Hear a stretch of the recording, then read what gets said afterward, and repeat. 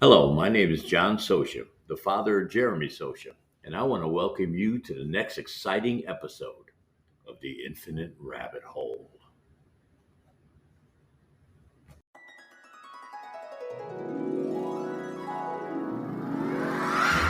Close your eyes and imagine you're at an amusement park.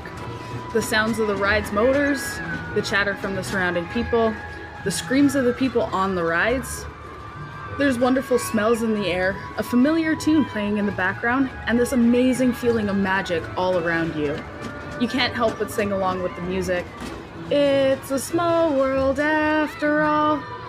Disneyland Resort opened in 1955, and it seems like there is nothing more than fun and adventure waiting for us past the gates.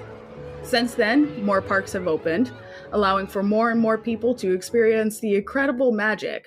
However, what about the darker, more sinister things we don't usually get to see or hear about? The many deaths and hauntings over the years? The hidden symbolism in the movies, and even Walt's involvement with NASA? Today, we dive deep into the dark world of Disney and expose some of the things that Mickey Mouse and friends have been hiding from us. Welcome back to Infinite Rabbit Hole.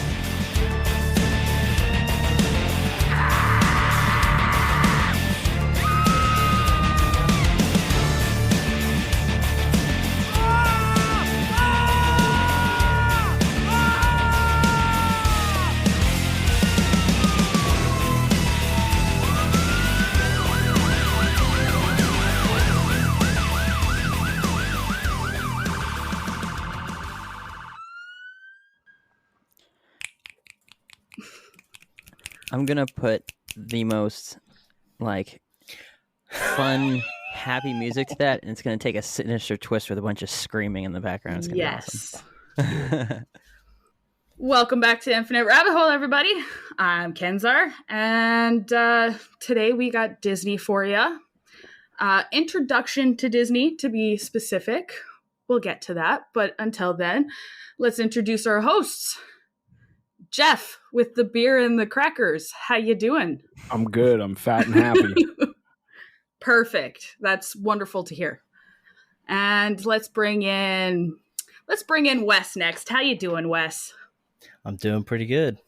It's fantastic to hear. And last but not least, Jacob. That's me, Jacob. I'll be doing a little bit less talking this episode as I smashed the inside of my mouth with a clamp. Note to all the listeners, if you put something under pressure with a clamp, be sure to protect your face just in case the clamp slips off and smashes you in the face, because otherwise you'll bust something open. So Safety I'm first. kind of hurting. Yeah. Jake That would busted do it. lip shill. Yeah. Okay. Well, anybody got any announcements? Anything y'all want to say before I get going here? I'll let you guys go first. Thank you. Jeff. Not really. Just want to say I'm stoked for the Disney escapades. Good choice. Thank you. Anybody Well, else? I'm wearing the t-shirt today, the Dinosaurs Are Fake t-shirt. You can get it on the Infinite Rabbit Hole store. I am also excited for the Disney thing. The only thing I know about Walt Disney is that he allegedly, I don't know if it's true, but I've heard that he was a anti-Semite pedophile scumbag. So I don't know. We'll see if it's more than just that. We'll get there. It's a All right, mouthful. cool. Before we get going, though, I wanted to show everybody this wicked skateboard Whoa. that Hush Hush sent me. Shout out to Hush Ooh. Hush Society. Dude, Mike painted that. where's mine, Mike? Yeah, for real, Mike. Come on, Making dude. I want a everybody longboard. jealous over here because that's dude. a badass skateboard. Look at the Hey, little yo, Mike. Mothman. Hey, yo, It's so Mike. cute. Mike. How'd you score Where's that? my What did you have to skateboard? do? I just joined their live show and they put my name in a raffle pot. Oh, Oh, okay. snap. That's how dog. I won that. Dang. Pretty lucky. But yeah, shout out to them. Thanks for the wicked skateboard. It's pretty That's cool. sick. Good job. Okay, we ready, guys? I'm ready. Ready. Alrighty. Ready. So a lot of this is just short little paragraphs, and then I'm hoping to get a bit of a discussion going. Like I said, this is just an introduction to Disney.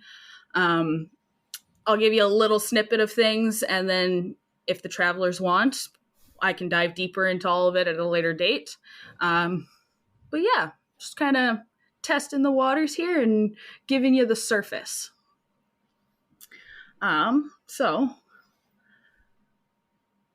the actress that voiced Snow White may have had her career ruined by Walt.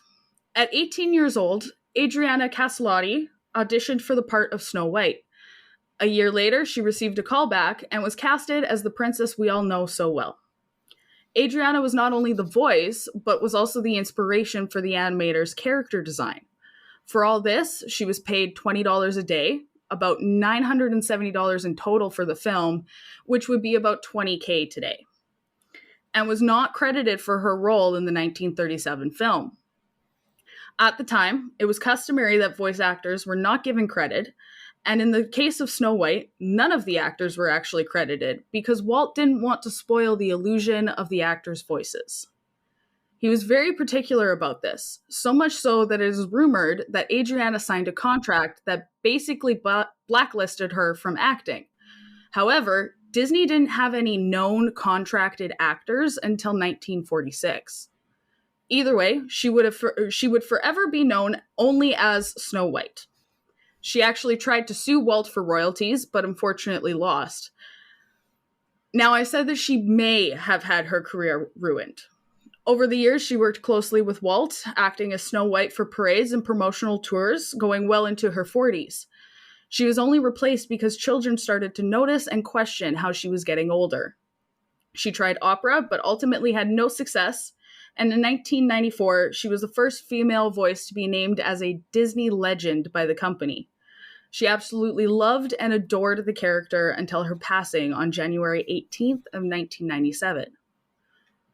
But where did Walt get the idea for Snow White? As I'm sure everyone knows, Walt adapted some of his movies from the stories written by Brothers Grimm. They wrote several stories that we all recognize today, including Snow White, Little Red Riding Hood, and many more. However, the original stories don't share the happy ending that we see in the movies. The original stories are much more, grim. Snow White was published in the first edition of the Grimm's Fairy Tales in 1812, and it's almost exactly how you remember it in the movies. The stepmother was threatened by Snow White's beauty, so she tried to kill her several times, finally thinking she had succeeded with the poison apple. However, many years later, a prince comes along and manages to wake Snow White up, and of course, they get married. Happily ever after, right? Yes and no. The original story ends with the evil queen showing up to the wedding and the prince making the evil queen dance herself to death in red-hot iron shoes. So Snow White may have gotten her happy ending, but not the greatest ending in general. Several of the Grimm fairy tales are like this, full of death and violence. In the story of Cinderella, the stepsisters did not fit the golden, not glass, slipper, so they cut off parts of their feet to fit in the shoes. When the prince finally figured out who really wore the shoe, they went on to get married, and the stepsisters' eyes were pecked out by two doves that watched over Cinderella before her marriage. That's what I got on the Brothers Grimm story and Snow White there. Kind of morbid. What do you guys think? Pretty dark. The original stories are pretty dark. I would much rather see those movies, I think, honestly. But me too. I only want one. I went and bought the Grimm's fairy tales just so I was familiar with these books or with these stories, and I got all my stories tabbed, as you can see. Snow White, Little Red Riding Hood, Cinderella, they're all very morbid, very dark, violent stories. A lot of these stories have cases of incest and all sorts of stuff. Like, another thing with the Grimm's brothers, they didn't actually write these stories. They're just, what's the word I'm looking for? Like folklore? Yeah, they took different folklore and they adapted it into their own version of a book, essentially, is what they did. And yeah, This is I think the 5th edition. Well, it doesn't surprise me that Walt Disney would model his children's programming, right? The programming, with underlying, sinister motives and weird, like occult or morbid stories, right? Obviously, you don't notice it. You're a kid, whatever. But, I'm a big believer in the things that can be done with the subconscious mind, and especially like the MK Ultra stuff. So, yeah, it's not surprising. Let's just say that. And he did a lot of that. We get more into that here in a little bit. But he did a lot of that. And it wasn't just with Disney specific stuff. It's in all his shows, all the little offshoots, all the Universal stuff. He was Disney's on top of that. The Yeah, I've Grimm got some fairy other. tales. Go ahead, ahead. Jake. Oh, I was gonna say the Grimm fairy tales ruined Disney for me. I mean, I was a pretty average kid growing up. Watched all the Disney movies and all that sort of stuff. I had my favorites. Actually, my favorite was the original Alice in Wonderland, like that acid trip like type Wonderland. Where it was just like they're playing croquet with the flamingos and stuff or whatever it was. Like I loved it. I loved that movie. And when I got into like high school or whatever, I actually discovered the Grimm fairy tales, and I bought myself one, and it was like 20 different Grimm fairy tales. I don't know how many there are, and it was illustrated and stuff. And reading the actual stories and, where all the Disney movies kind of came from, it like ruined Disney movies for me. Because I was like, well, these aren't, I hate to be one of those nerds that are like, oh, the book is so much better than the movies or whatever. But in this circumstance, it's 100% true, because the original stories were so much better than that, washed up fairy tale, bull crap that Disney was peddling to kids. And I'm like, man, you should have shown them the original ones, because nowadays Disney movies, I mean, they have so many studios bought underneath them that, I mean, they might as well just be doing all that sort of stuff. Like you see, what is it? The Maleficent movie, right? It's a little bit darker, and some of their live action stuff is more in tune with the original stories, and it's a little bit darker and stuff. And clearly it's not for, kids, right? It's not for kids in middle school and stuff. But even still, it's like, I mean, I dug the Grimm fairy tale versions, the original versions, before they were PG rated or G rated or whatever. And even that, and Jeff will tell you, and Ken's already, you've looked into it now, but even that PG or that G rating, we know today, from some of the symbolism and some of the subliminal messaging that was in our favorite Disney movies, that probably should have had a PG-13 R rating on it, whatever it was, because they were pumping so much crap into our brains that we had no idea, like Jeff was just saying. So, I mean, honestly, if they had stuck with the original and had, the evil stepsisters cutting off their toes and stuff like that and everything, or whatever it was, that it wouldn't have been even like half bad. Like the parents would have, attested to it right off the bat and be like, oh my gosh, gore and violence. But then later on, when they saw like all the sex references and the dildos everywhere and all that stuff, they would have been like, oh, well, par for the course, I guess. But yeah, getting into the Grimm fairy tales and seeing the originals and stuff, and how, to me, stories like that are way more of an art form, because it takes an incredible amount of imagination to come up with this stuff, even if it takes a very sinister, dark, disturbing twist.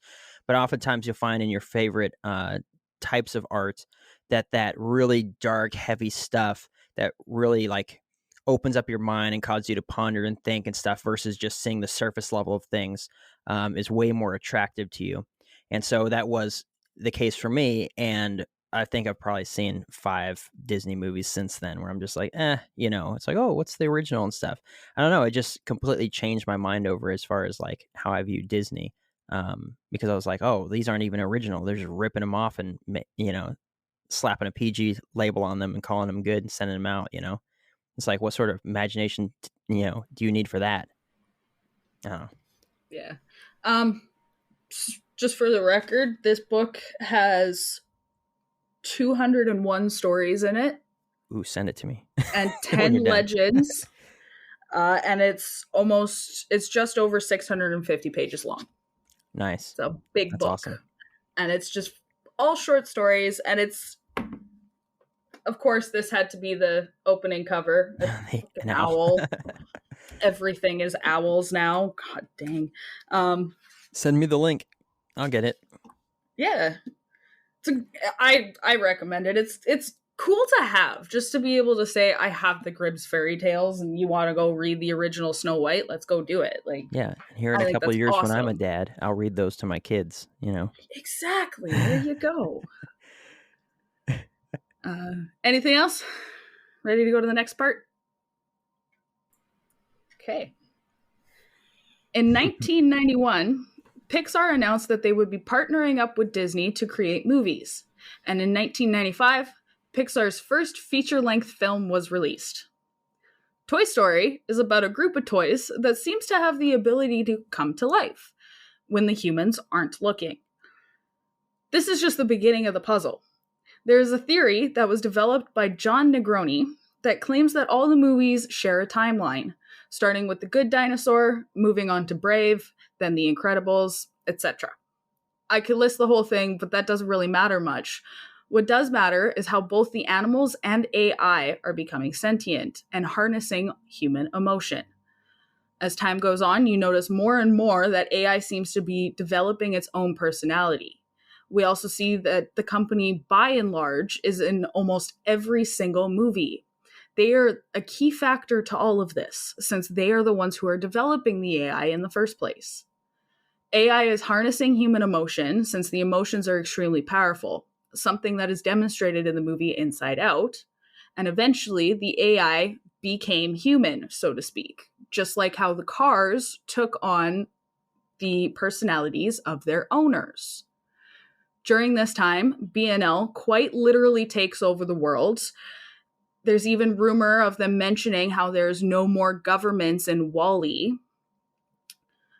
Eventually, humans come back to the Earth, which has been livable for quite some time. Proof of this in Bug's Life in WALL-E. And then humans end up thriving on the Earth once again. Other humans end up mutating and get singled out. And then we have a monster takeover. This leads the monsters to rebel and the typical human disappears. But without that human emotion, they don't have renewable energy. So they develop time travel and use doors as portals to collect these emotions. Side note, there's also a theory that suggests the air and water quality wasn't quite up to par, which is why they mutated into monsters. The Pixar timeline has hidden messages of time travel, super soldier experiments, human experimenting in general, AI takeover, a new world order, adrenochrome, and much, much more. Who's to say they're not trying to condition us, knowing such things can very well happen one day? What do you guys think of that? Yes.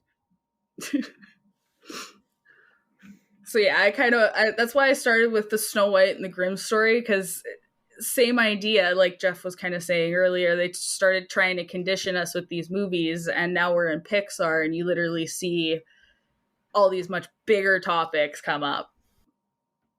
Yeah, they do, at least in my opinion. Sorry, I'm dying. In my opinion, they do a lot of what I consider predictive programming.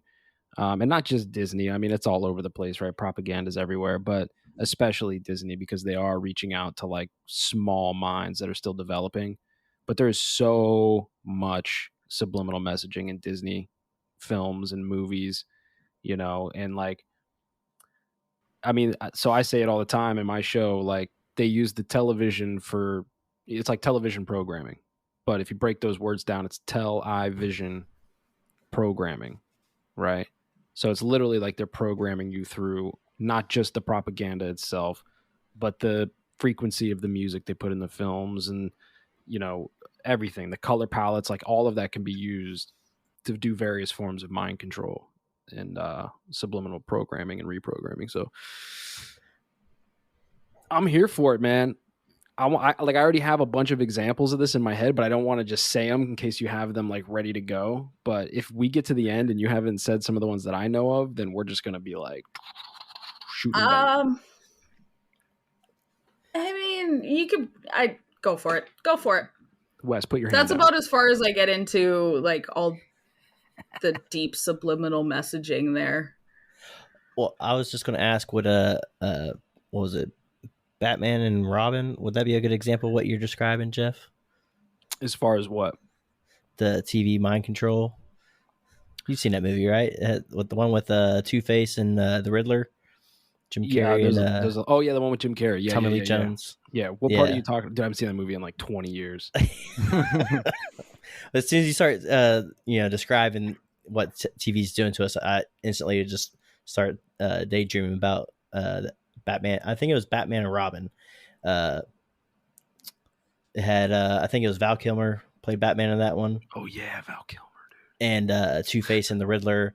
They end up stealing this technology where through television they can basically take people's intelligence or whatever, I guess. And the Riddler had like the broadcast station on his island or someplace. Like stick the thing to their head and be like, yeah, 100%. I thought more of like a Clockwork Orange, where they have the guy's eyes peeled open and they're like watching TV. And they're like, well, it's like brain's getting sucked out. The programming's done, like a lot of different things are done with the programming. Like on one hand, they might be actually injecting you with subliminal messages for you to hold on to for whatever reason, right?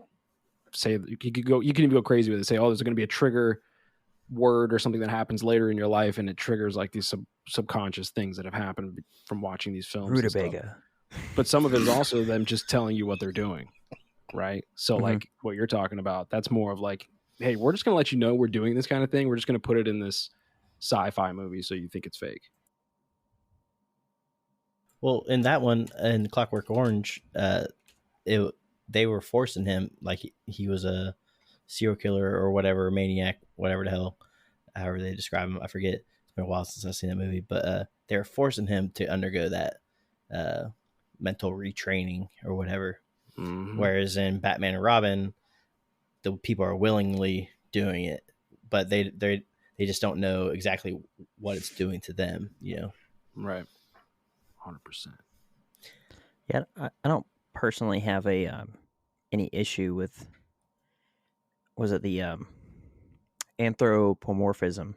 It's just when you take human qualities, emotions, things like that, and attribute them to non-human entities. So talking cars, talking animals, things like that. I mean, the Grimm fairy tales, one of their fairy tales has a talking hedgehog man, or whatever. Yeah. That's just been going on for thousands of years for storytelling or using an animal or a thing to promote a message. Certainly it could be utilized as a the bright colors and like your favorite animal character of whatever show, talking about children here,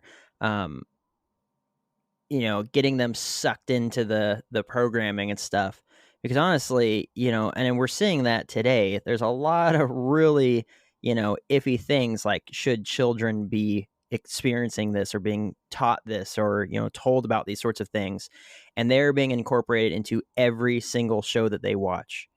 And what children are more focused on is the bright colors, and this is my favorite hedgehog or or duck or whatever it is that's talking and singing a funny song, or whatever it is, my favorite puppy.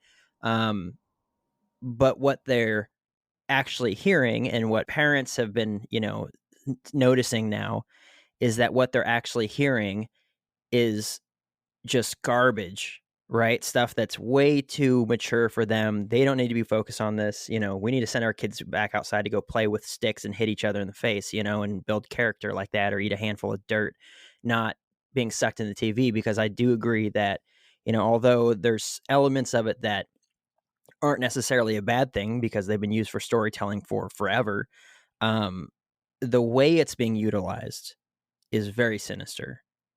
And it's funny to me because then I go back to my point in the first one was that, you know, if they're pushing all this, why don't they just show death on TV? You know, why do they blur out certain things? You know, why is it that they, in some regards, they're like, oh no, well, can't do that.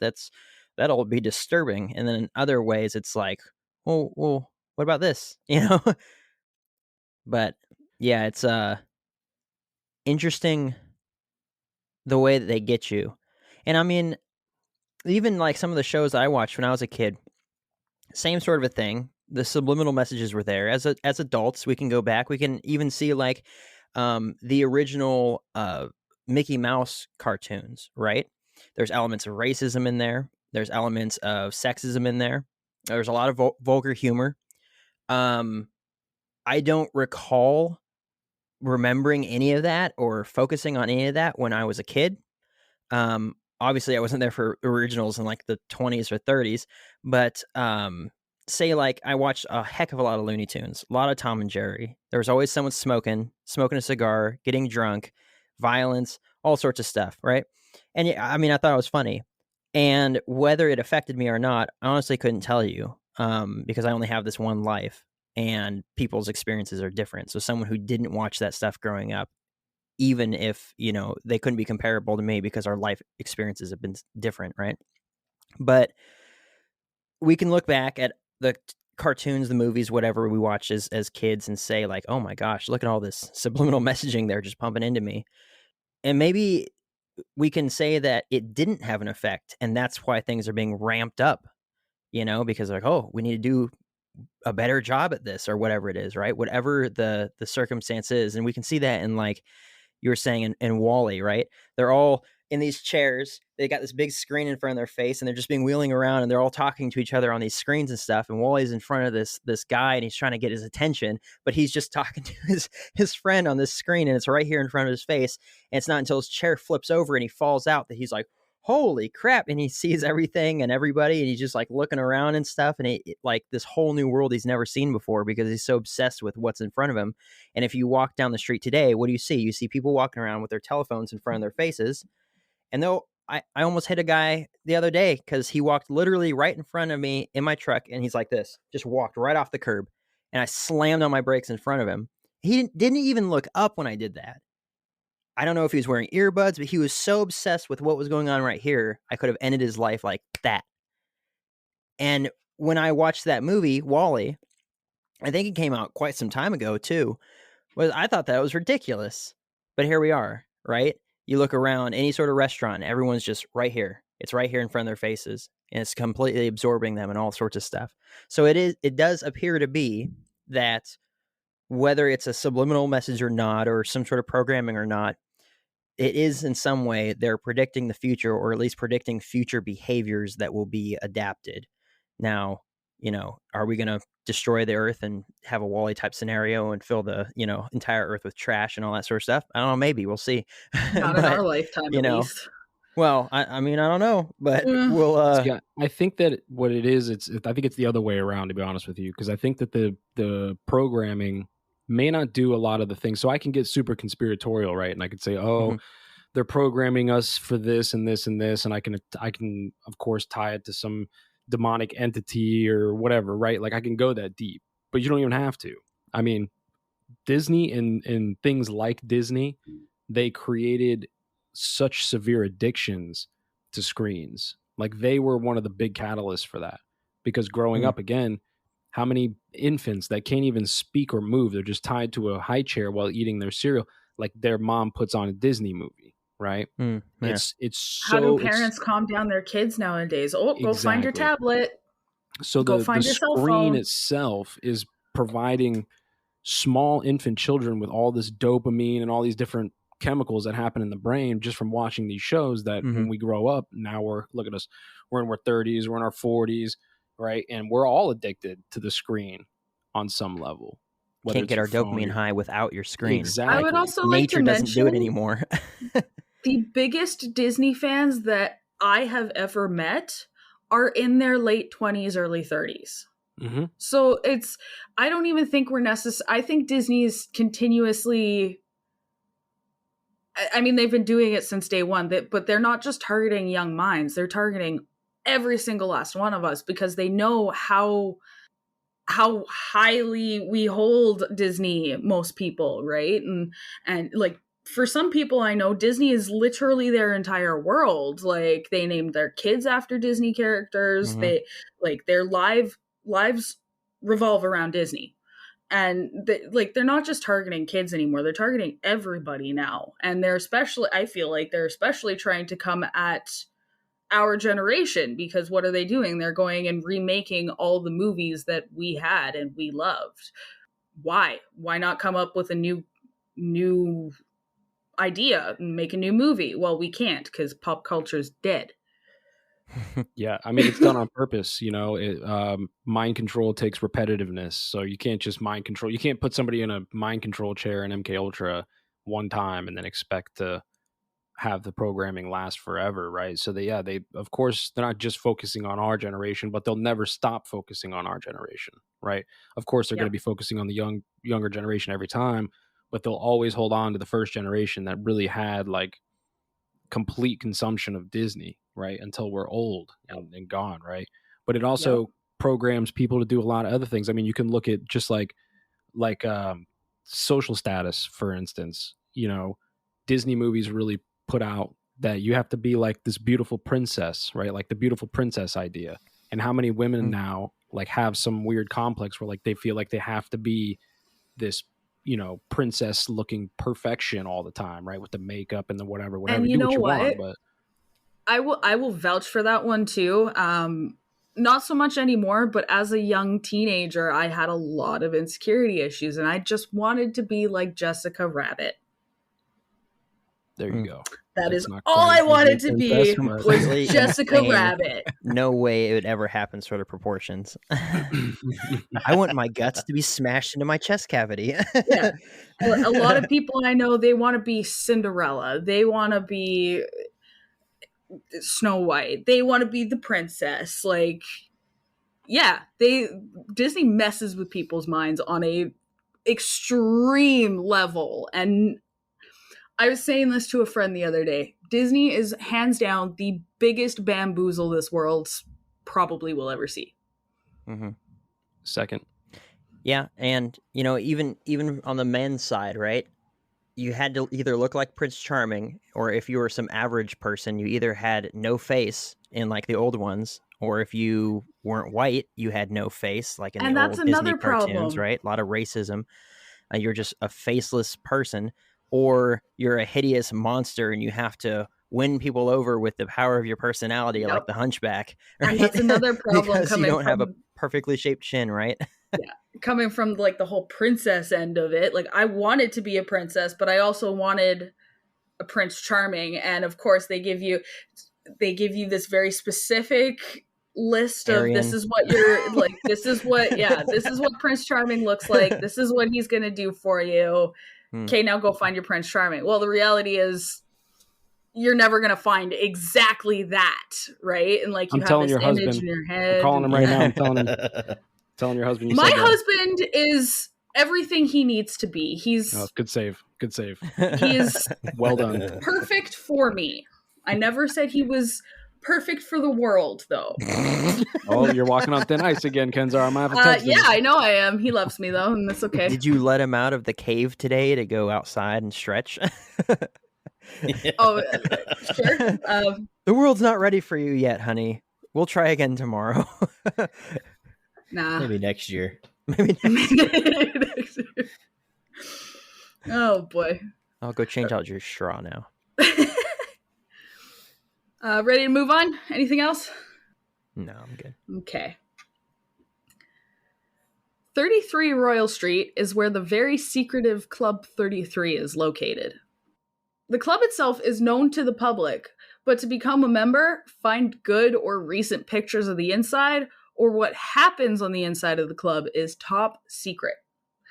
Modeled after the 1964 World's Fair, which featured 4 Disney exhibits, Walt wanted a place to allow executives and VIPs the chance to unwind and de-stress out of the public's eye.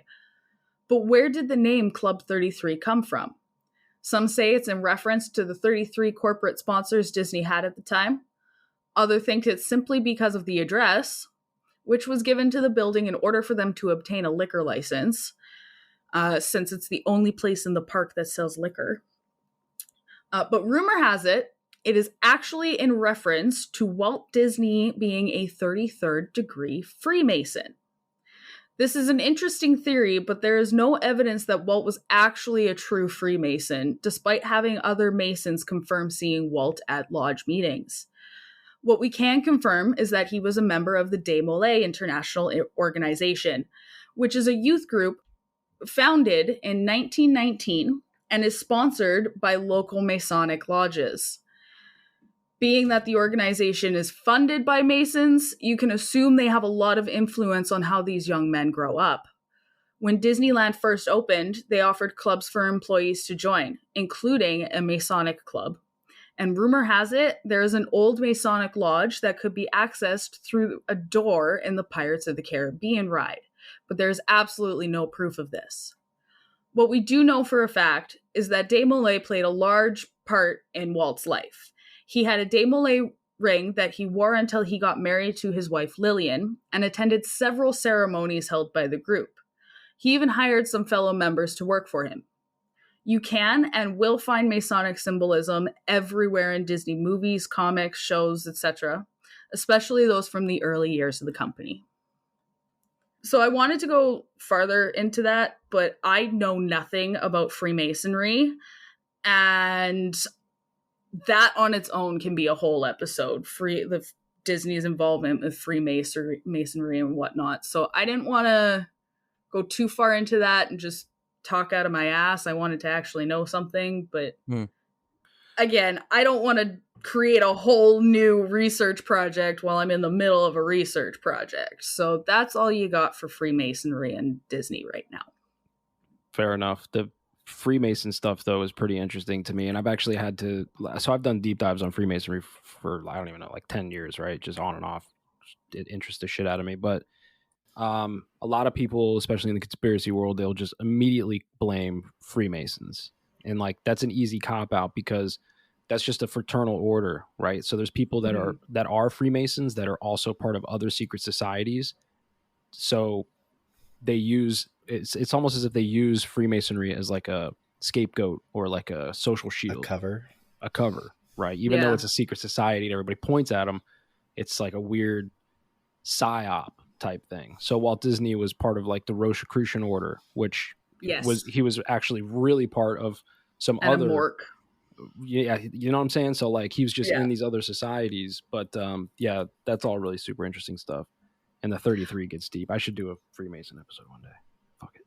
I was gonna go into the whole Rosicrucian thing and talk about all of that, but once again, I started getting into that and found myself diving down a completely other rabbit hole. That's a whole other research topic. So I left that one out completely because of that.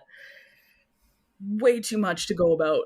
We're definitely going to have to pick those secret fraternities apart and stuff. You know, I have an interest in it. You have an interest in it. I'm sure Wes does too. So does Jeff. I mean, shoot, that sword that's hanging in that case behind me, that was my great grandfather's sword. And he was in the Oddfellows. And that's his ceremonial sword right there.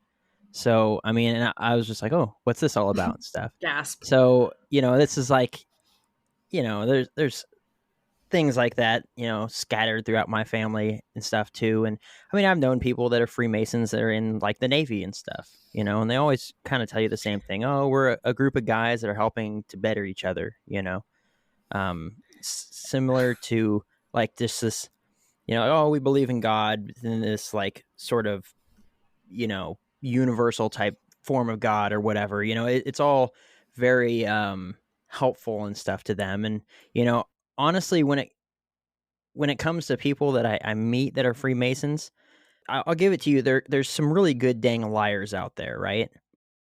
And there's really good arguers out there, right? They'll argue their point, you know, until you're blue in the face, and then they just, as long as they yell over the top of you and then get you frustrated and say, okay, cool, well, great conversation.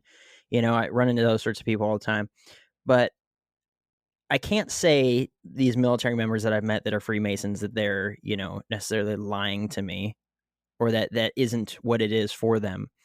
But at the same time, I can't also say that these groups haven't been known to have their fingers into some really deep, gross stuff, right?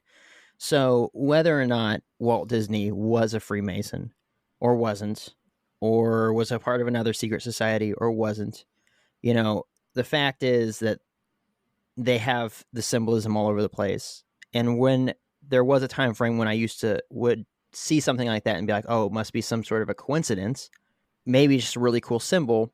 But then you look at, when did this movie come out? When were these symbols adopted by this, X, Y, and Z society?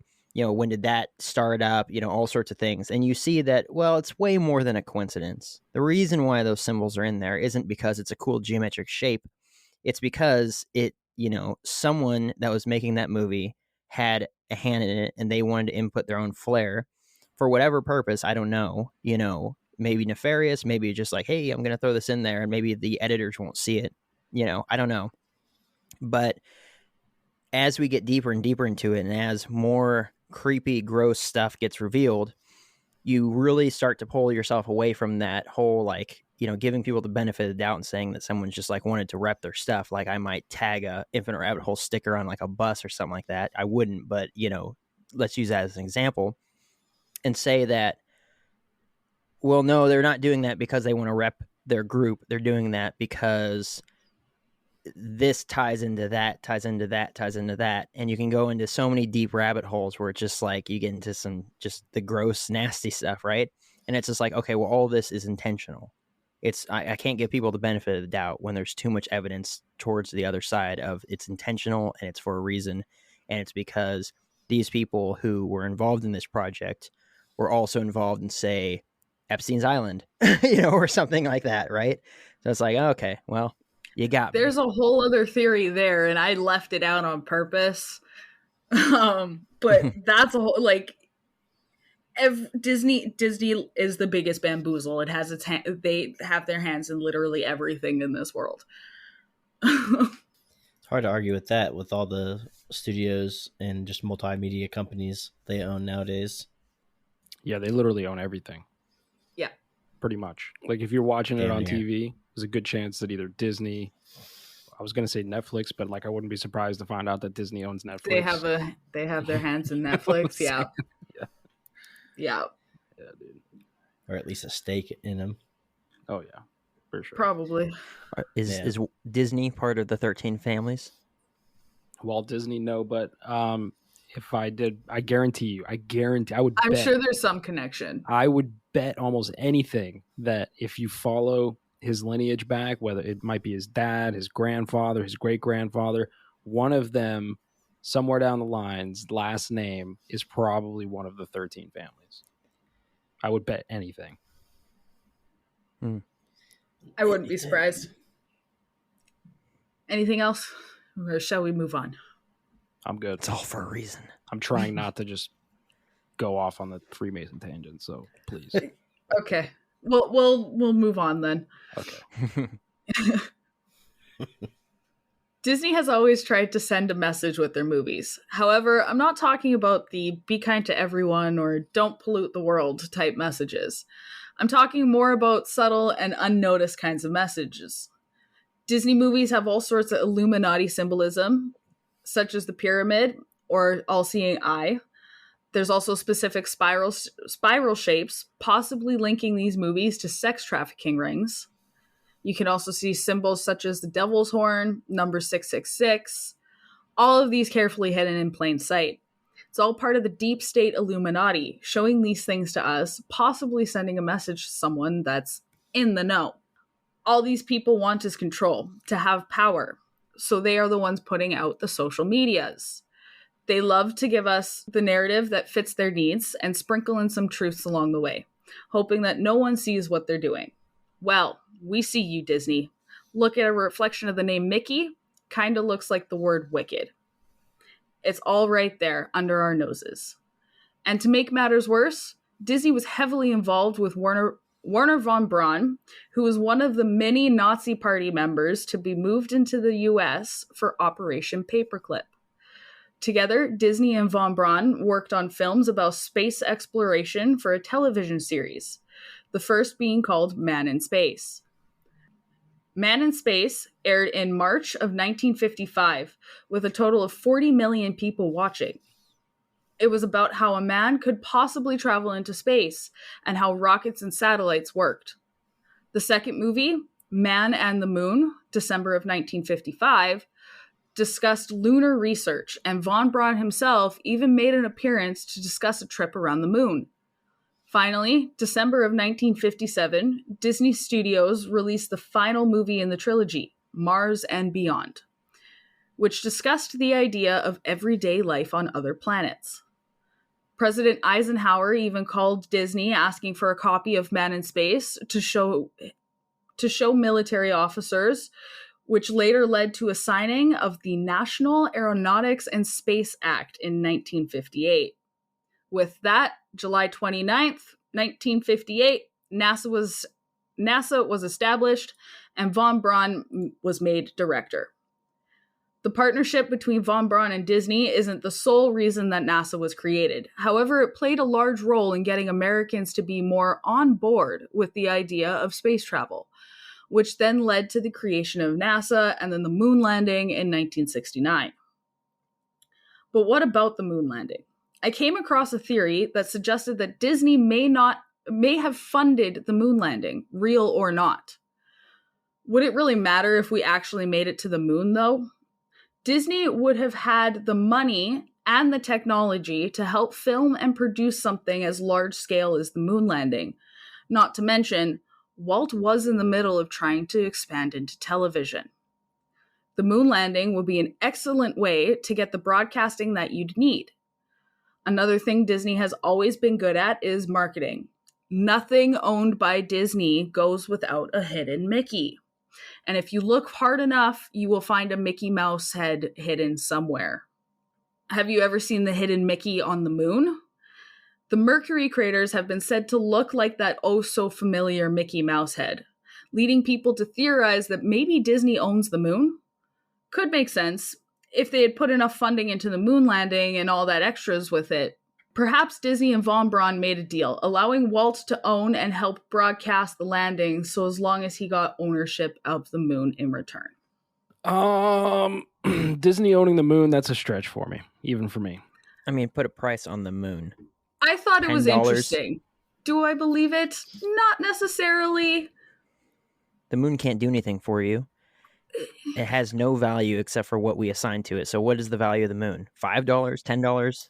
This theory also expanded into claiming that he owned Mars and Pluto as well.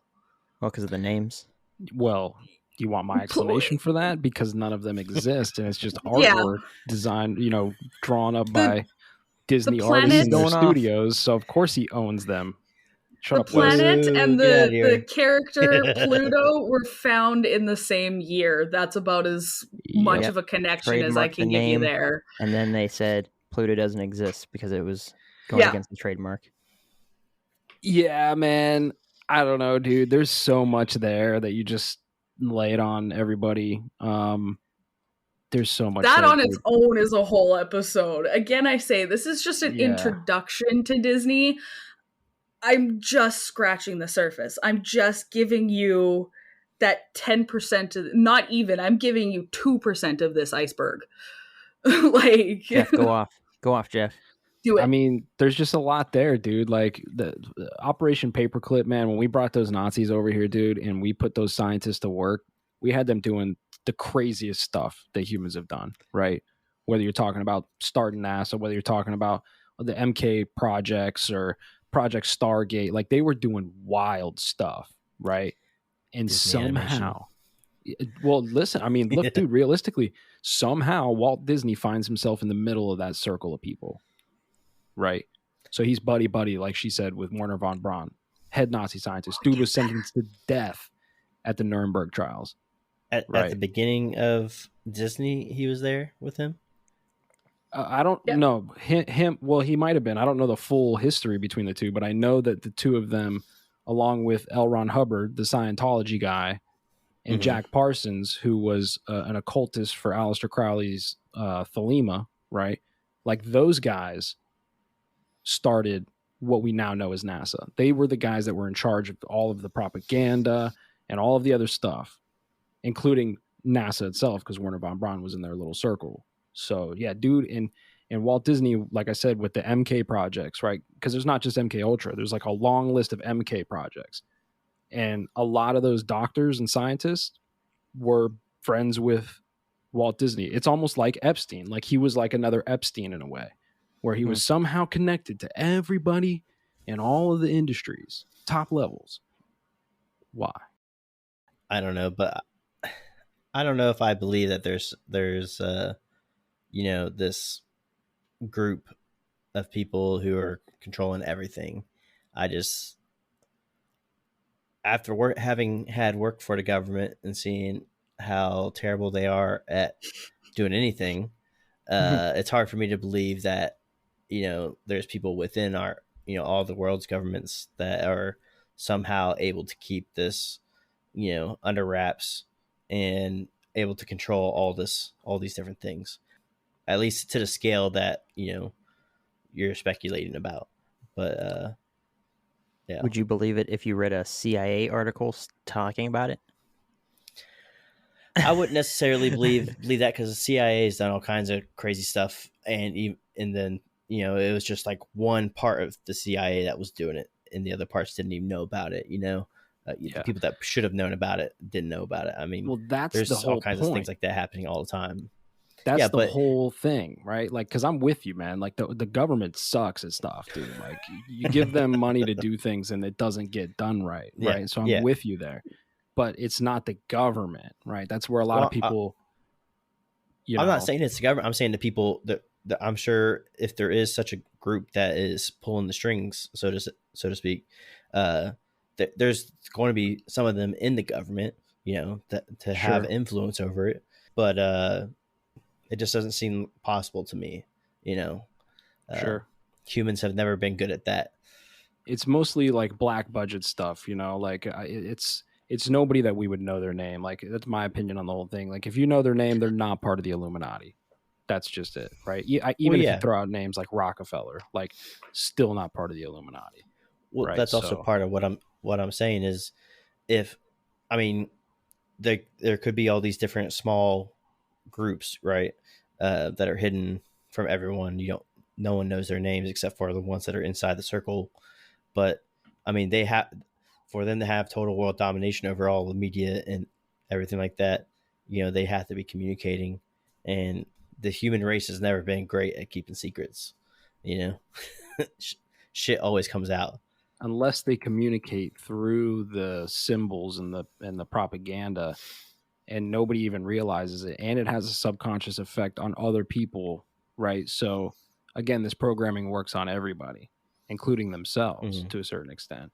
So like, if you knew what, the symbol was, and you knew what it meant, right? Like, you knew its real origins, and you even knew the color had a meaning and all the things. If you just knew that from your time on Earth, and then I put this very specific symbol in something, it's going to invoke thoughts and emotions in you because you know what it is, right?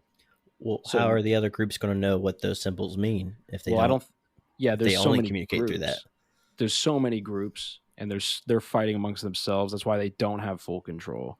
I think the thought that the Illuminati has full control is another psyop to make us feel like we have no control. In reality, they have almost no control. But what they do have control of is the entertainment and the propaganda. So it's easy for them to make us feel like they're in control, when in reality, it's like you said, totally unorganized, totally out of control. They get some things right here and there, and then they push the propaganda so hard on that it just throws the rest of us into the spiral of like, oh shit, these people are running the world. I think we're getting to a place where that symbolism, I think it's going to go away soon, because people are so indoctrinated into whatever cult they're trying to push that they're not even hiding stuff anymore. So say like Kenzar said, Mickey looks like Wicked, right? or Wicked looks like Mickey, one of the two, or whatever it was. Think about when like Walt Disney first started up, the Disney franchise. If you look back in history, people were, the nuclear family was pretty much the go-to, right? There was a mom and a dad, and there was some kids, and they had, the American dream of the white picket fence and all that stuff. I'm just going to single out America here. I know that there's all kinds of stuff going on all over the world, but just single out America.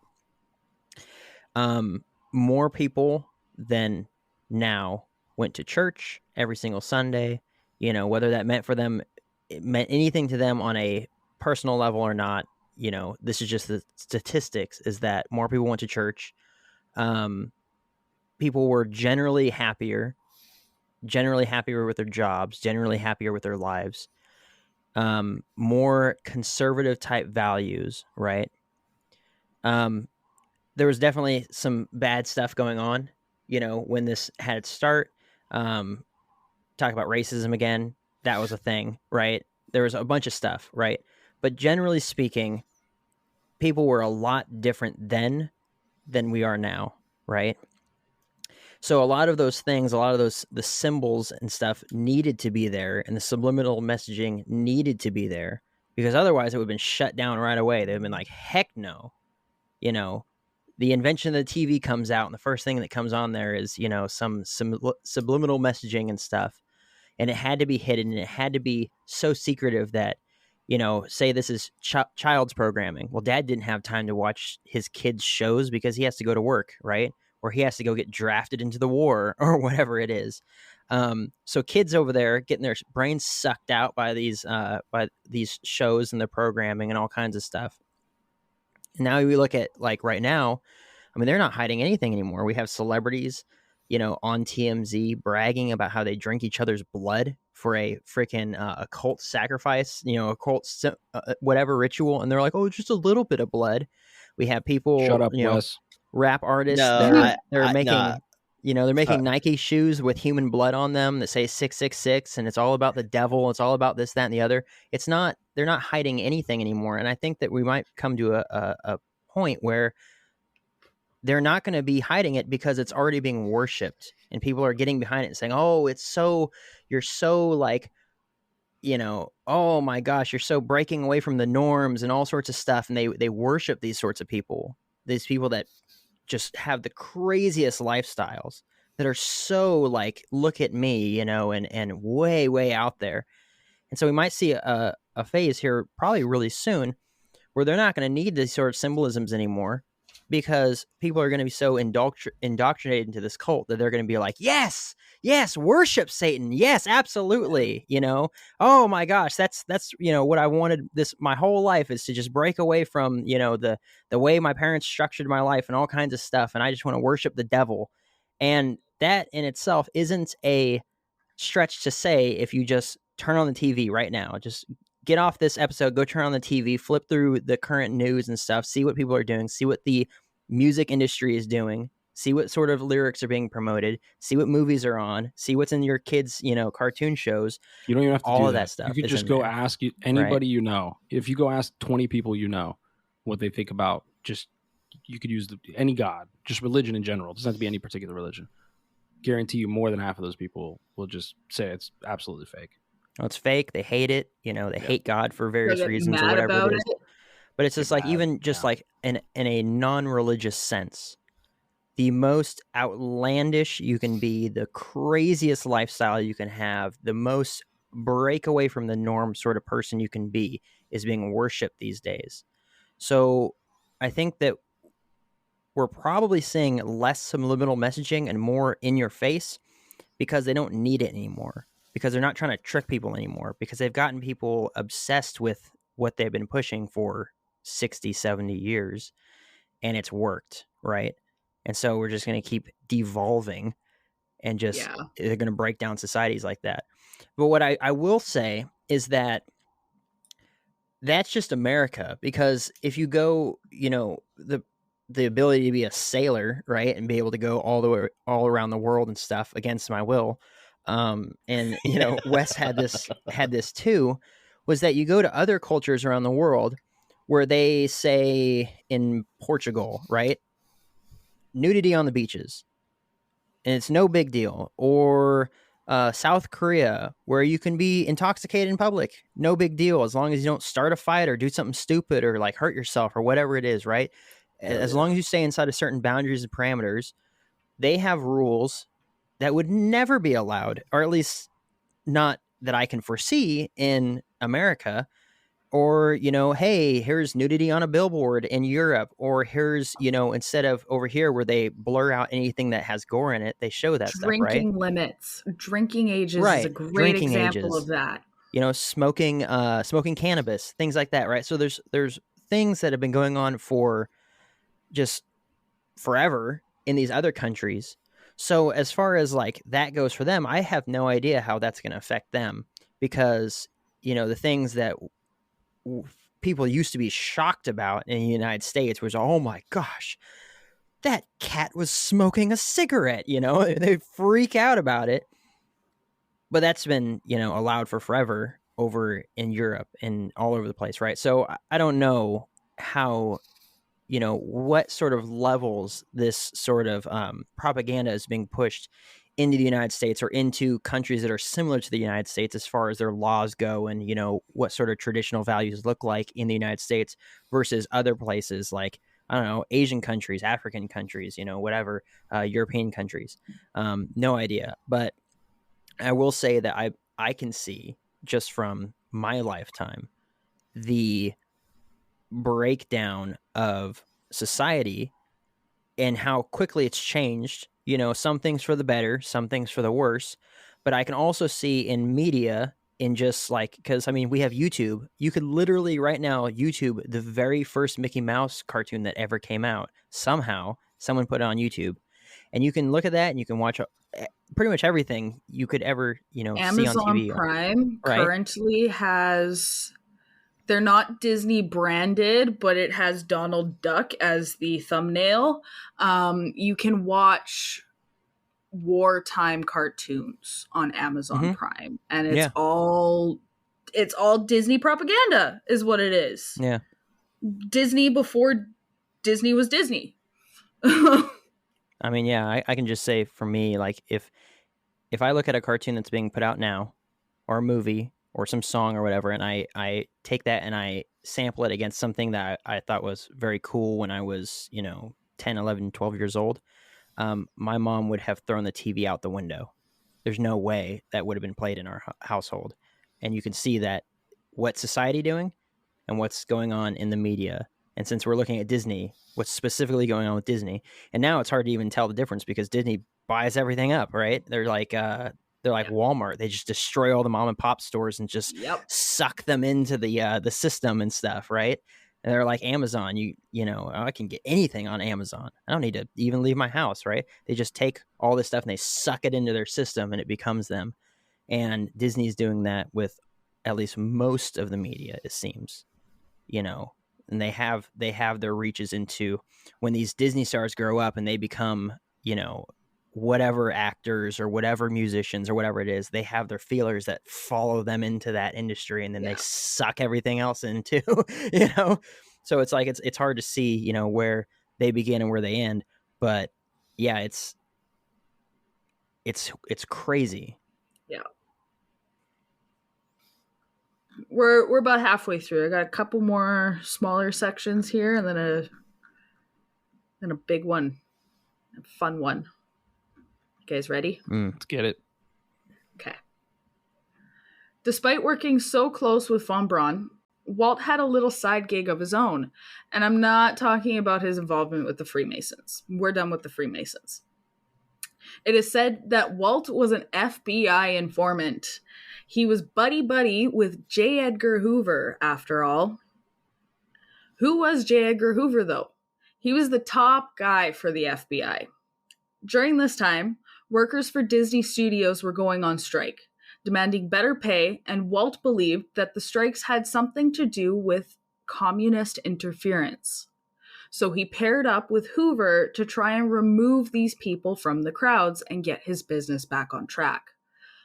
Walt even called out an animator he had working for him, David Hilberman, and told the FBI that, quote, because he, David, had no religion, and studied in Moscow, he must be a communist, end quote. Later on, there were even episodes of Mickey Mouse Club that were dedicated to the FBI.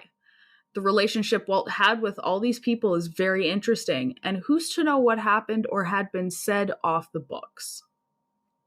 Now, I don't want to dive too deep into this, but Disney has been known for some not okay things like being a Nazi supporter, a racist, and a bit of a pedophile. In the early days of Disney, there were many products released that had some prejudice in them. For example, there was a book called Mickey Mouse and a Boy Named Thursday, which was about a young African boy who was shipped to Mickey's house in a banana package. Nice going, Disney. Over the years, especially recent years, many Disney employees have been arrested for their involvement in child sex trafficking rings. This all seems to get brushed under the carpets, though, and you really don't hear about any of these sort of things. And I'm sure we all know why. Can't ever ruin the Magic Kingdom for everyone with such terrible things, don't you know? So there was that. You guys got anything on that? So I was right. Nice. Yeah, I mean, That's been happening for years. yeah, all that stuff is I know. 100% true, man. I mean, they, and like I have like a weird visceral reaction when I hear any of the Alphabet Soup boys, right? You give me a 3-letter agency and like I have this weird internal like Cringe. yeah, because I just know that they're all up to some weird shit that they shouldn't be doing, right? And it's just like, so I don't know, man. But yeah, all that stuff's real, dude. And like I said, man, I think that guy was like he was like another Epstein. Whether it was the same kind of honeypot or not, I don't know. But he was definitely like, a central cog in the machine of things. I know this is like a crap on Disney episode, but just to play the side of the benefit of the doubt, right? Or the other side of a large corporation, any large corporation, name one, right? Disney, Walmart, Target, whatever, it doesn't matter.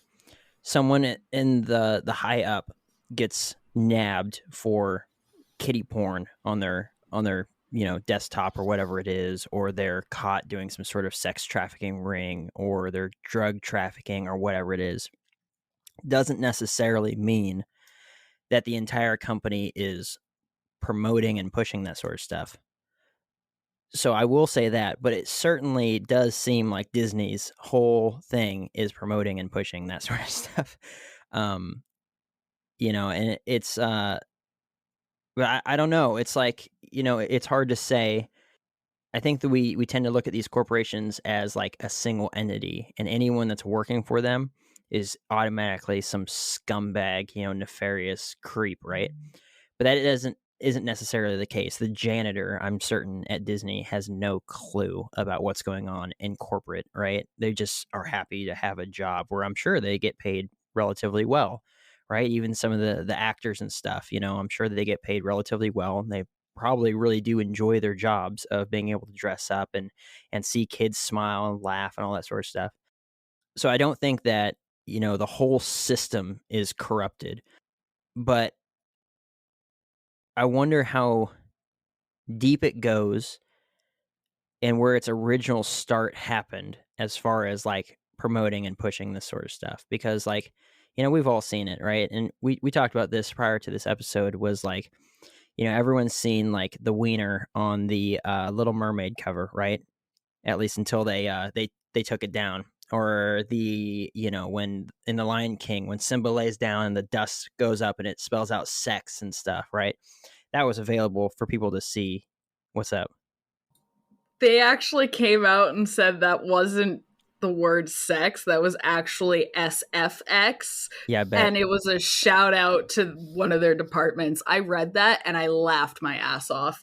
Yeah, just because someone says liars. no, that's untrue doesn't mean that it's untrue. Yeah, I just, you said that though, and it made me, I wanted to share that because as I was reading that, I was laughing my ass off because all I could think was, what a bunch of fucking liars. Right, and you see that with like and when they were called out about it, like the cover of the golden castle on the cover of the Little Mermaid, when they were called out about it, instead of saying no, that's not what it's supposed to be, and leaving it at that, they quickly changed it. So if you can snatch yourself up an old VHS copy that has that, apparently they go for quite a bit of money these days, especially if they're still wrapped up. But they didn't deny it and say no, that's ridiculous, get your mind out of the gutter. They were like, oh, and they changed it, right? So at what point was this stuff starting to get promoted, and who was all involved in it? It's easy to point at the guy at the very, very top, Walt Disney himself, and say, this is the start. This is where it all came from.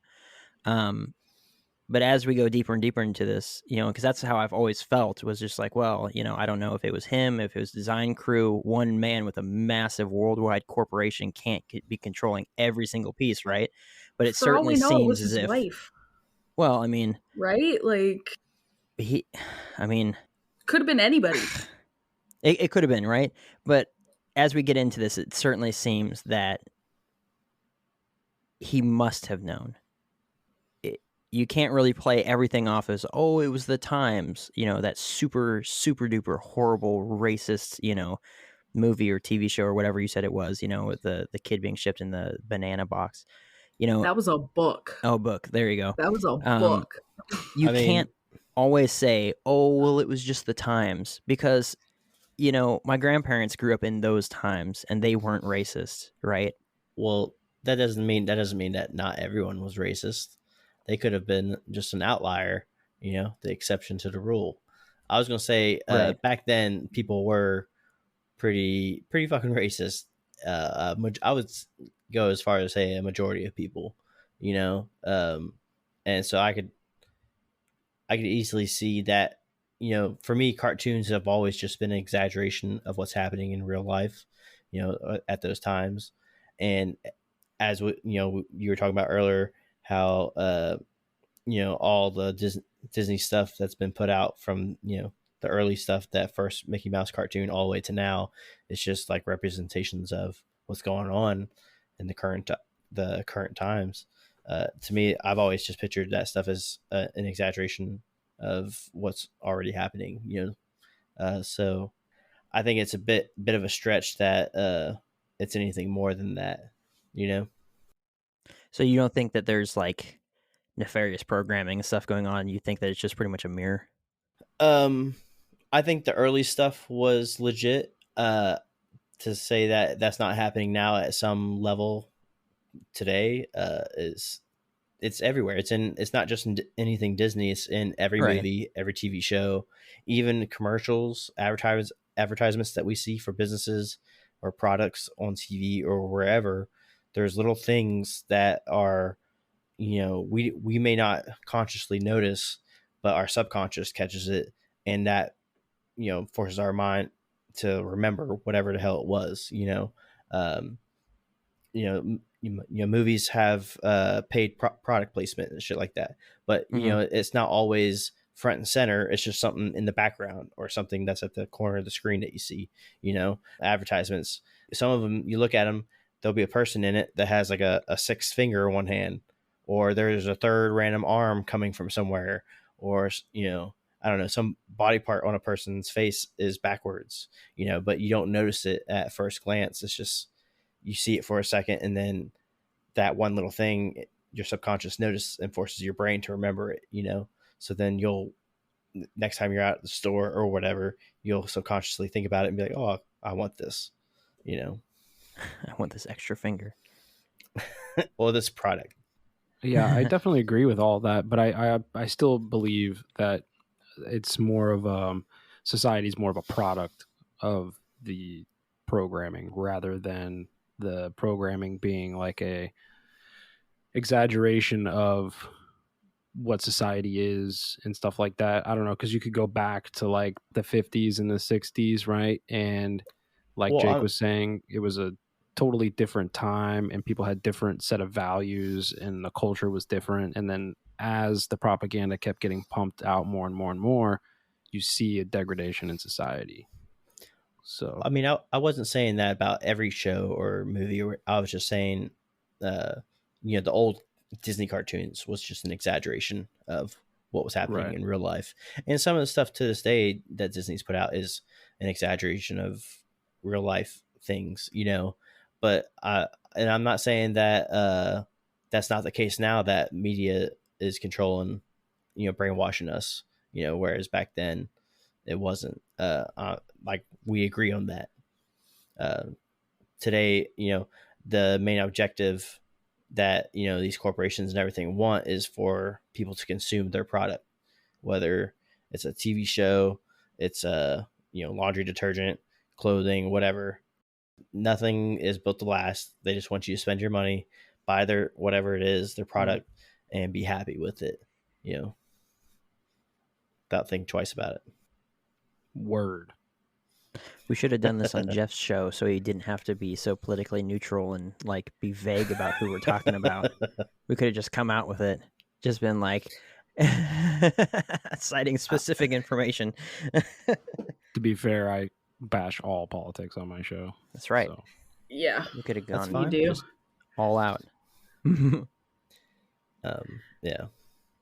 I mean, I imagine the majority of listeners, they're going to have in their head, like, us saying these things, they're going to already be thinking, oh, this company or whatever does it, you know. They already know. A majority of people recognize that this is happening. It's just that most people are happy to just let it continue. Mm-hmm. You know, Because it doesn't affect them personally. They think it's not affecting them personally. Right. Yeah. Good stuff. Non-religious from Moscow, definitely a communist. Obviously. Come on. Those are two of the two red flags. Shall we move on? This is a big section, this next one. Do it. And then, let's see. Yeah, this is the last section, but it's a big section. So, you Send guys it. ready? Good luck. Send Don't it. mess Okay. up. Don't mess Okay. up. Since the Disney parks first opened, there have been lots of unthinkable things that have taken place. Over the years, there have been many park goers that want to spread their loved ones' ashes on rides, specifically in the Haunted Mansion rides. Despite asking visitors not to do this, spreading ashes is a common thing that happens at the parks, and on a monthly basis, the employees have to call a code to have the ashes cleaned up safely and properly. If you're caught spreading ashes at Disney, you will be escorted from the property. They take this matter very seriously. Why is this a thing, though? I saw something that suggested people did this in hopes that their loved one's ghost would haunt the park, or at least whatever ride their ashes were spread at, and that they can forever be in the magical kingdom. I'm sure we all know that's not how it works, but there has been reports of hauntings over the years. There's been rumors of Pirates of the Caribbean being haunted, not only because they used real skeletons when the ride first opened, but also because of George the Welder. George was a welder that worked on the Pirates of the Caribbean ride during its construction. Some say he was crushed by a heavy sheet of metal. Others claim he fell many stories and died upon impact. But what is for sure is today's ride operators must say good morning and good night to George every single day. If they don't, the ride will malfunction and have issues throughout the day. The pirates aren't the only ones who are haunted, though. Of course, the Haunted Mansion has to be haunted too, right? There are all sorts of ghost stories that have come from the ride, including a story that involves a young boy. Remember when I said that Disney was super against people spreading ashes in the park? Well, a mother did exactly that, spread the ashes of her son on the Haunted Mansion ride California, and since then, there have been stories of cast members hearing a young boy crying for his mother. Some even claim to see him next door at Pirates. Haunted Mansion, Florida is also said to be haunted. In 2004, a photo was shared of what looked like to be a young boy peering out from a doom buggy. The photographer claimed that there was no one in the area when she snapped the pic, and that there wasn't a child that young in the lineup in front of her. There have been so many different ghost stories to come out of the Haunted Mansions. Thankfully, the majority of them were made up by Imagineers to help aid the experience. Other attractions in the park that claim to have ghosts are Space Mountain, the Matterhorn, the monorail, and It's a Small World, and many others. Each of these rides have their own interesting ghost stories, and if you'd like to hear more about these stories, let me know. I can dive deep into them, and we can find out how haunted these parks actually are. One ghost story I can't leave out, though, is about Walt Disney himself. Many park goers and cast members have claimed that Walt's ghost roams the park. During the park's construction in early days, Walt and his wife Lillian had an apartment above the firehouse. Uncle Walt would like to light a lamp and leave it in the firehouse window so that people knew he was home. Walt passed on December 15th, 1966, but some claim he never really left the park or carried on. There's a story of a maintenance worker who claimed she turned off the lamp after cleaning the apartment. Locked up, she looked back and noticed that the lamp was still lit. Thinking she might have just forgotten, she went back up to put the lamp out. Locked up once again, looked back at the building and saw that the lamp was once again lit. For the third time, she went up to put the lamp out, but decided to hang out for a little bit to see what might happen. After a few moments, the lamp turned back on without her or anyone else touching it. She also claimed to hear someone say, "I'm still here." To this day, the lamp still burns as a symbol of Walt's presence in the park, and current cast members even claim to hear footsteps coming from above while in the fire station. The hauntings, for the most part, are all fun and games. Throughout the years, there have also been many deaths in the park, both parkgoers and employees. Of course, there have been natural deaths such as heart attacks, but I want to talk about a couple different stories that are a bit more tragic than the rest. In 1977, a 4-year-old boy climbed over the 2-foot fence to go swimming in the castle moat. It was too deep for the boy and he drowned. 2004, a cast member who was dressed up as Pluto was run over and crushed by the Beauty and the Beast float during the daily Disney parade. Other employees had to have a forklift in order to get the victim out from underneath the float. In 2009, a Disney monorail driver was killed when the monorail crashed into another stationary carriage, crushing the driver. He passed when authorities attempted to cut him out of the wreck.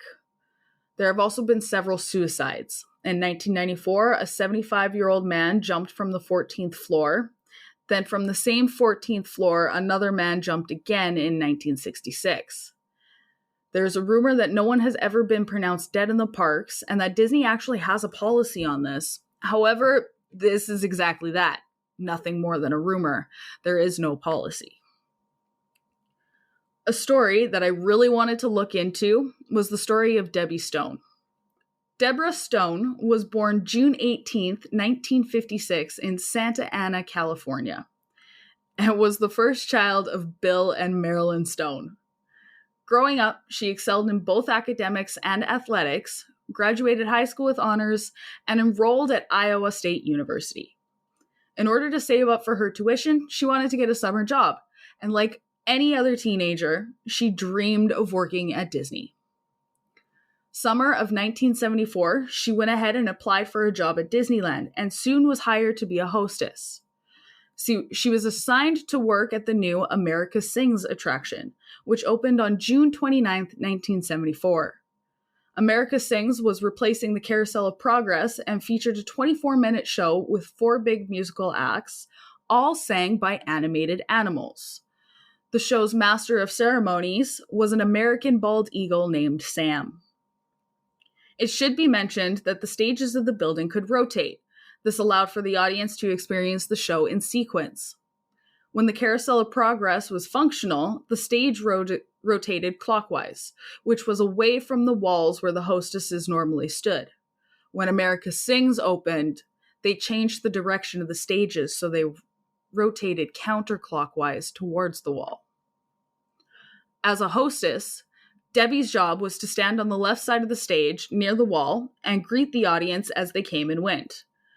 July 8th, Debbie was scheduled to work a night shift, but before she went to work, she called her parents to tell them she was engaged. Everyone was so happy for Debbie and she was excited for the days to come. Later that night, around 10:30 p.m., the audience in the adjacent theater heard blood-curdling screams during the 45-second intervals as the stages were rotating. Debbie got stuck between the stationary wall and the rotating stage. No one is 100% sure as to how this happened, but it is believed she either stepped or tripped backwards or was trying to jump from the stage as it started to rotate and got caught. I want to read a quick article, or a little article that I came across. Girl employee killed at Disneyland. Summertime employee Deborah Gale Stone, 18, was crushed to death Monday night at Disneyland's new $6 million attraction, America Sings. The 5-foot 2-inch brunette was caught between a stationary and moving wall as an outer ring of 6 theaters rotated like a merry-go-round past a central fixed inner stage. The attraction, which opened June 29th, was closed indefinitely while Disneyland investigated how the accident, believed to be impossible, happened. Miss Stone's job was to greet audiences at the beginning of a 24-minute program and bid them goodbye at the end. She stood at the front on the left side of the stage and spoke through a microphone. She died at 11 p.m. during a 45-second interval when the audience had left her theater and it was moving into position to start a new cycle. Daniel Robson, 33, a member of the Air Force from Castle Air Force Base near Merced, was sitting with his family in the front row of an adjoining theater. He told investigators he looked to his right, saw what he thought was a child being pulled between the platform and the wall, and heard a scream. When the platform stopped, he said he notified operators. Miss Stone of 1633 Avalon Street, Santa Ana, was the first employee to be killed in an accident at Disneyland during its 19-year history. 4 visitors in the park have died from other incidents. Happiest place on earth, huh? Right? Isn't it? Ghosts aren't real, but if they were, It's a Small World would definitely be haunted. That ride is creepy. World is a whole other thing on its own too. I could. That's the thing with this. Like I said, I'm just giving you the introduction to things. It's a Small World can probably be its own episode, or like half an episode maybe. But Jeff, what's the significance behind the number 14? The number 14, I don't know. Okay. Probably nothing. It's probably nothing to it, to be honest with you. I mean, the day that Walt Disney died is interesting, though, because there's a 666 in that date. But, you know, who am I? I'm just a crazy conspiracy theorist. But I think that there's a lot to... I don't believe in ghosts either. However, I do believe that there is probably energies that can be invoked and or captured through various occult practices, right? So... You know, if you want me to get real conspiratorial about this, I would just say something like, I don't know, Disney has all this occult symbolism and propaganda, and, you know, they use the 666 and all these different symbols all the time everywhere. So it doesn't surprise me that people are dying in the park and haunting it because their energies are trapped there. Maybe like some kind of battery, but I don't know. That's just a thought. It's the battery to power the machines. Souls, something like that. It's a giant soul gem. Yeah, something like that. I just kind of made that up right now. So. Dude, that freaking that dusting of the ashes is gross. All I could think of was fucking grody. That's nasty. I was reading they have to call a HEPA code like 3-4 times a month. I'm not even surprised. Gross. Like, it is just... I'm sorry, but if you are one of the people out there who have spread ashes at Disneyland, you're gross. You are nasty. Yeah. You are gross. You are so gross. What went through your head to think that that was okay? You're a nasty, gross person. Yes. Do like everyone else and pick some river somewhere and throw them in there. Right.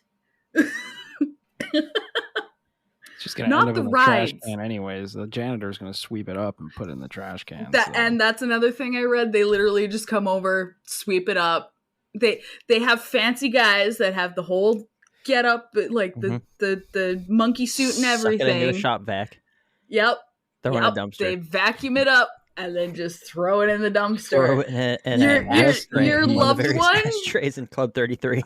You literally just made your loved one trash. Just saying. You were better off keeping those ashes to yourself. Plant a tree with them. Right? Damn kids. For sure. And I mean, there's so many people that go to Disney every year. So like people dying there, what are you gonna, I mean, it's expected, honestly, right? So many people in and out of there. Of course, you're gonna have freak accidents every once in a while. Again, I'm not really big on ghosts, but I mean, maybe stuff is haunted. I'm not convinced on the ghost thing, but I don't know, man. All of the Disney parks have some sort of ghost story, and they all seem to be fairly original stories. It's not like George the Welder haunts every single like pirates, right, or haunted mansion or whatever. But they all have their own stories, but I don't know if I buy that they're all real. There's a lot, considering that majority of the stories from the haunted mansion are all just made up stories by Imagineers that work for the parks. What's stopping them from creating any sort of, for all we know, George the Welder is just another Imagineer story, right? Or just people, really. I mean, I live in Florida. I've lived in Orlando my whole life, so going to Disney is like a normal, regular occurrence for the most, maybe not now because I'm older, but it used to be all the time. We used to go to Disney all the time. And every time we would go, you go with the whole family and your cousins and shit, and a couple friends would come. And even we would make up shit. We'd be like, yeah, dude, did you know that in that one ride, that guy got decapitated in the ride? And everybody be like, what? Yeah. And it's like, I'm just making this up right now, because I'm 12 and that's what you do. Yeah. So I think a lot of those stories are just that too. No way, dude. Yeah. Don't stand up, dude. Keep your arms down, bro. You'll lose your arms like that one guy did. Shoot, people do that now, like on a smaller level. When I'm on deployment, one of my favorite things to do when we're in River City, when you can't have communication coming in or out because of whatever operation is going on, they call it River City. I like to start a rumor in the galley that a certain actor died, and then see how fast it spreads. It's awesome. It'll happen in like a matter of hours. The panic. Someone from your shop will tell you that an actor died, and you'll be like, "Oh, nice," or whatever it is, or something like that. Right? It's something that everyone will talk about. You just pick something. I would never believe that if someone spread a rumor like that. Be like, because no one ever asked. They're like, "Well, how'd you get that information?" Be like, "Oh, the officer," and that's we're talking about it. The guy knows a guy. God that knows a guy that knows a guy. That's wild. No, I feel for the people that have seen, that have been a witness to tragic events, whatever that may be. Because the first person rolled up on, those two people that killed themselves, right? That guy from Castle Air Force Base that, heard that lady screaming while she was crushed in the machine. That sort of stuff sticks with you. I've seen some pretty terrible stuff so far in my almost 31 years. And sucks to say, at the end of my life, I may forget who my wife is and who my kids are, but I have a hard time believing that I'll forget that stuff. So it stays with you because it's so out of the normal, right? Yeah.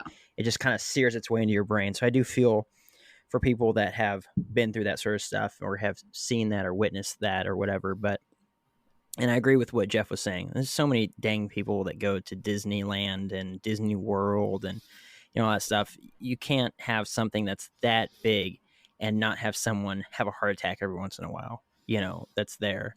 Or, that there's somehow just immaculate safety measures and some accident doesn't happen every once in a while, whether that's a dismembering, a killing, or a, whatever. Someone bumps their shin, something happens all the time, right? But that's just life. But yeah, I don't know. Don't believe in ghosts whatsoever. Small World is definitely haunted if they do exist. The dusting of the ashes is gross. real gross. Even though I don't even really know if there's any germs to be transferred because they're just it's ashes, but still the concept of it is That was a pretty person at pretty one gross. point. It's still gross. Well, yeah. Yeah. I don't know. Screwy. If you knew about it, it would put a way different thing than just be like, man, that ride was really dusty, Just like, it's like got all If over I my got off a face ride and somebody said that to me, I would probably throw up. Well, now you know. Now it would have been just like, oh, what's this weird layer of dust? Someone should have Like- cleaned this up, and it Yeah. gets all over your face and in your mouth and stuff. But now you know. like- Why is it got to get in your mouth, bro? Yeah, like Because is that We get still it, dude. considered You're gonna be like- cannibalism? you're gonna be on the ride, like, rides move. Yeah, it just You just had to sucks throw the in your Choking mouth. on part Aunt in, bro. Joan throat, over here. lungs. Yeah, because that's worst case scenario. That's why he said it, because that's worst Yeah. case scenario. Dude, I But, am a germaphobe. That would be the worst case scenario. Like, I'm not a germaphobe, would- and that would be worst case scenario. I would Yeah. sue them. I would sue Disney and retire. So maybe, just maybe it'll happen to me, and then I'll be set for life. So You need to Fingers start hitting up crossed. Disney on a regular basis. fingers crossed. You go in. It's a small world, and you come out looking like Tom Cruise from that War of the Worlds War of the movie. Worlds. Where he's got all the people with dust all over him. Dusted up. Like, Yeah. What are you covered in? And he like moves and it just all shakes off. Yeah. If Or you can that- sue McDonald's for hot coffee burning you, you can definitely sue Disney for Yes. someone's ashes getting caught in your throat. Yep. Yeah. Good Yeah. luck, dude. Good luck suing Disney. Yeah. You want to talk about a legal team?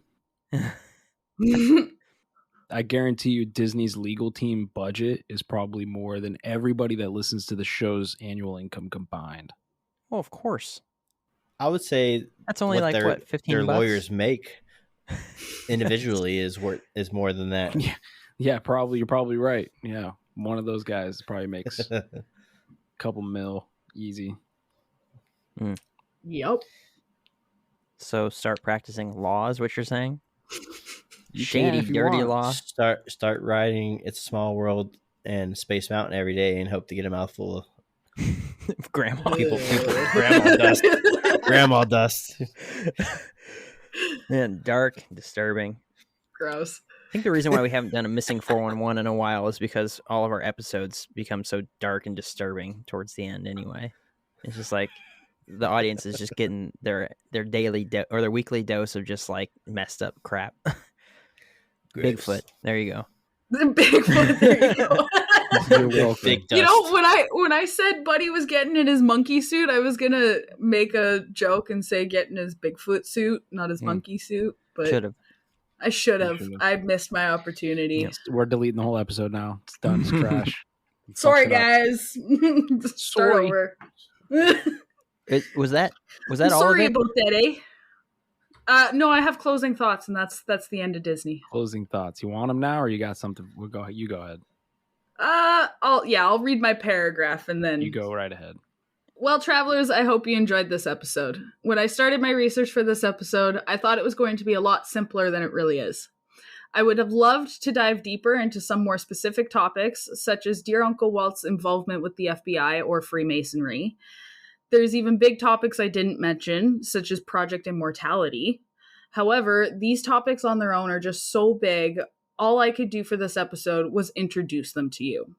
If these topics interest you, let us know, and I can dive even further into the not-so-wonderful world of Disney. But for now, that's all I have for this topic.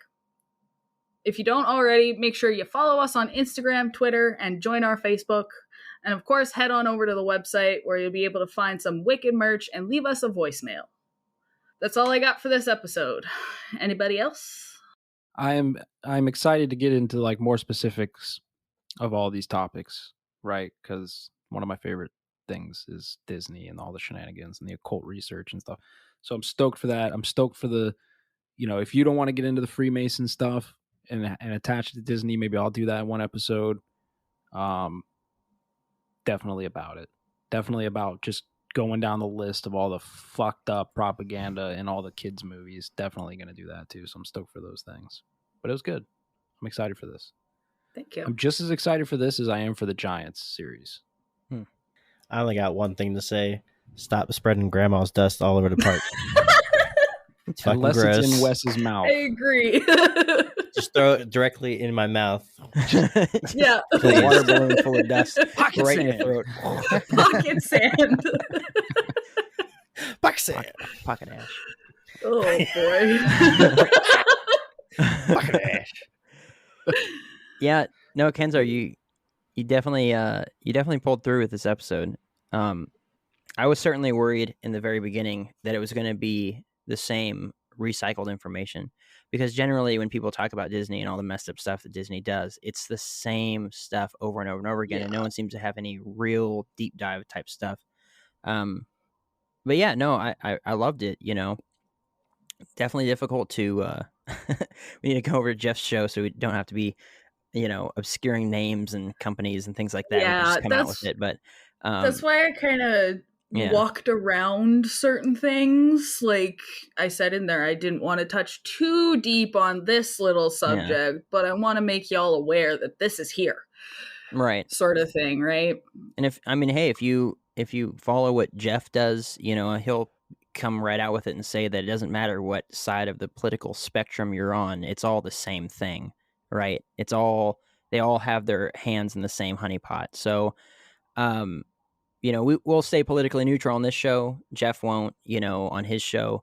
But that's just kind of how we roll over here. But certainly it seems that the Disney topic and why Disney's messed up and how Disney's messed up, and, you know, it just goes so deep in so many different things. So I'm also very excited to, you know, break into all the different areas and stuff. And, you know, yeah, you definitely came through really well with this episode. I think that, Thank you know, I think that the listeners will really enjoy it. And if they don't, well, we're going to do it anyway.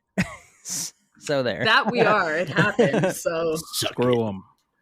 And Yeah. no more ashes. definitely no more ashes, please. We ask kindly. But yeah, that's all I got for today's episode. Awesome. I'm glad Excellent. y'all enjoyed it. Not gonna lie, I was really worried about it because it was such a big. I thought, again, a lot smaller than it actually was. So I had no idea what I was actually getting myself into, but I'm really glad that you guys enjoyed this presentation that I had for you today. I had fun researching this, so. You done good. Well, thanks. Well, if that's everything, thanks for joining us down this path of the infinite rabbit hole, and we'll see you next time. Bye. Bye. Bye. Bye.